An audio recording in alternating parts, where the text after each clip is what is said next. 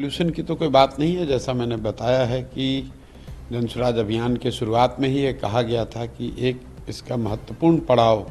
एक महत्वपूर्ण उद्देश्य ये है कि बिहार में विकल्प के अभाव में जो पिछले 25-30 सालों से लोग मजबूरी में लालू जी के डर से भाजपा और भाजपा के डर से लालू जी को वोट देते रहे हैं, वो मजबूरी राजनीतिक बंधुआ मजदूरी ख़त्म हो। इसके लिए ज़रूरी है कि बिहार के लोग मिलकर एक बेहतर विकल्प बनाएं। और वो विकल्प जब बने तो वो विकल्प किसी व्यक्ति का ना हो, जाति किसी परिवार का ना हो, बल्कि बिहार के उन सारे लोगों का दल हो जो मिलकर इस दल को बनाना चाहते हैं। तो 2-2.5 साल के बिहार के इस अभियान के एक चरण की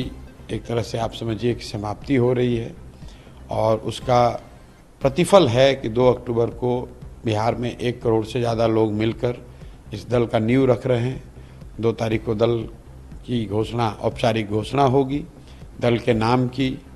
दल के संविधान की और उसके प्रावधानों की, और दल के साथ साथ दल के लीडरशिप की। क्योंकि जैसा कि मैंने शुरू से कहा है कि मुझे दल का नेता नहीं बनना है, तो और दल का नेता उसको बनाया जाएगा जिसको बिहार की जनता नीचे से, जो 2-2.5 साल हम लोगों ने प्रयास किया है, समाज में बात करी है,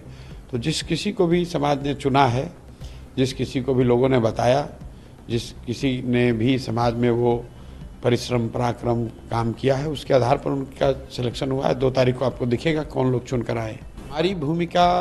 देखिए, सबसे बड़ी हमारी भूमिका इससे जुड़ी है कि सबसे बड़ी चुनौती क्या है। दल बनाना सबसे बड़ी चुनौती नहीं है, दल का नेता बनना भी सबसे बड़ी चुनौती नहीं है, और मेरे नज़रिए से चुनाव जीतना भी सबसे बड़ी चुनौती नहीं है। सबसे बड़ी चुनौती है समाज को बताना, जगाना, समझाना कि आपने अब तक जातियों पर वोट दिया, 5 किलो अनाज के लिए वोट दिया, आपने मंदिर मस्जिद के लिए वोट दिया, आपने मोदी लालू नीतीश के लिए वोट दिया, आपने नेताओं के बच्चों के लिए वोट दिया, लेकिन अभी तक बिहार में आपने कभी भी अपने बच्चों के पढ़ाई और रोजगार के लिए वोट नहीं दिया। उनको ये बताना, समझाना कि भाई आप अपने बच्चों की पढ़ाई और रोजगार के लिए वोट दो, वोट चाहे जिसको भी देना है दो, लेकिन वोट अपने बच्चों के लिए दो।